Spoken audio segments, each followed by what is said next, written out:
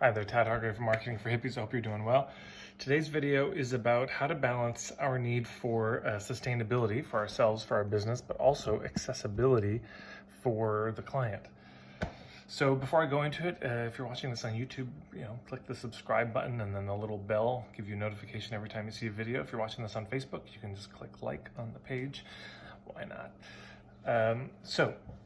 Most entrepreneurs I know really struggle with this when it comes to pricing their stuff. Because on one hand, you get this message, well, charge what you deserve, charge what you're worth. And the reality is most people are undercharging at some level. So you get all these messages, so you think, okay, I should charge a lot, for what I do. But then on the other side, you look at a lot of people you want to help and they don't have much money. And some do have the money, but just don't prioritize it. But some just legitimately don't have money. And some of the people we might most want to help don't have money. And so we want to charge very little to make it accessible.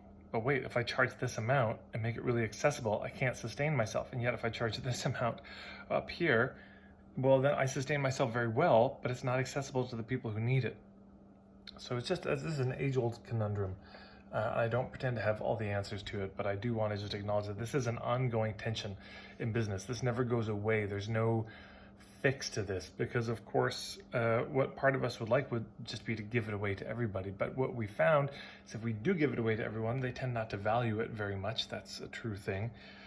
And we burn out. We can't eat, and feed ourselves. So it's just complicated. So I just want to honor everyone who's trying.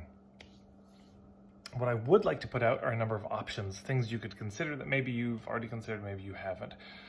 One thing you can do is you could consider offering some, or possibly all, but I would recommend probably just some of what you do on either a pay-what-you-can or sliding scale basis.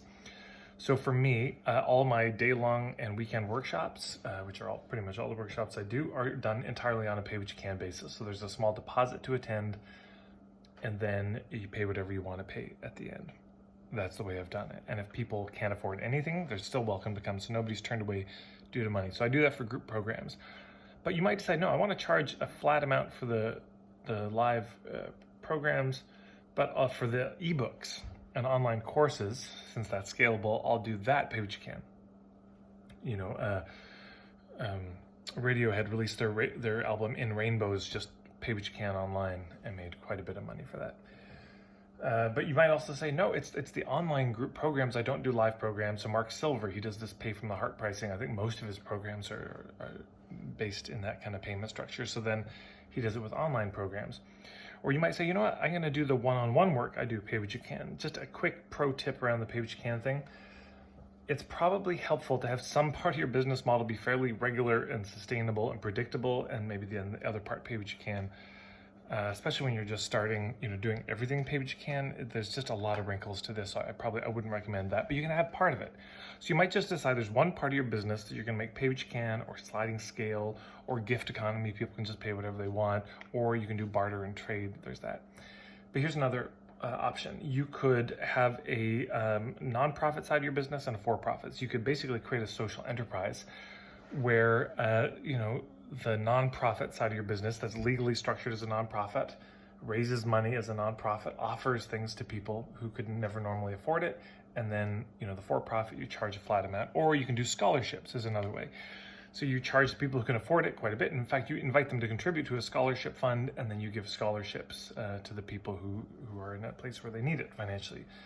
Now, or you could just run a nonprofit. I mean, this is a legitimate thing. People look shocked sometimes when I say this, but if you're in a position where everyone you want to help, they can't afford it, you functionally have a nonprofit. So you either have to change the target market or start a nonprofit, just legally make it a nonprofit. It's great. It'd be wonderful.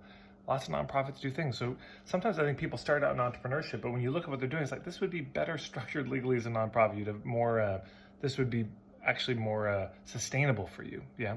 Because you get paid a wage from the nonprofit and would allow you to do those things. But the money doesn't come from the clients, the money comes from the public, yeah? So there's a lot of different ways to do it. And I'd actually love to hear your stories if you want to put them below. How have you figured out a way to balance how to make it sustainable for you, but also accessible for them? Oh, by the way, the other way Videos like this, you can create a lot of what I call, pink spoons, quoted from Andrea Lee. Videos, articles, you could have free online things where you give away a lot of the content and people can still get access to it for no money at all while they're at home in their pajamas and still be learning. I know a lot of people have learned a lot of things on YouTube. So you can do that. That's another way to keep it accessible. You can have free office hour calls, once a week. Hey, just available for anyone. I remember Thomas Leonard, he wrote a book it's now called The 28 Laws of Attraction, but it was called The Portable Coach. And in the back on the jacket of the book, it was, hey, call this number at this time every week and there'll be a coaching call. It was great. So free. It was a way people could get a little taste. Yeah, you could do free talks. You could have a regular free meetup group in your community where one of my colleagues, Karina Gordon Barnes, did this. And if you check out meetupzoo.com, a colleague of mine, Mal, talks about how to do this. But yeah, just every month, a regular meetup group, and you do a talk for 20 minutes. So they get some learning, they get to meet people, and it's totally free. Or a small, amount to cover the venue. So there's lots of ways, and this really, of course, also gets to the sales funnel idea, broader at the top, narrower at the bottom. So I encourage you to think about it. I would really love to hear your stories. How do you balance those two dynamics in business? And hopefully this has given you some ideas, stimulated some thinking. If you have any questions about this, about how I do it, or ways you're thinking about doing it, please feel free to put it below, because maybe that'll turn into another video. So thanks all so much, and talk to you soon.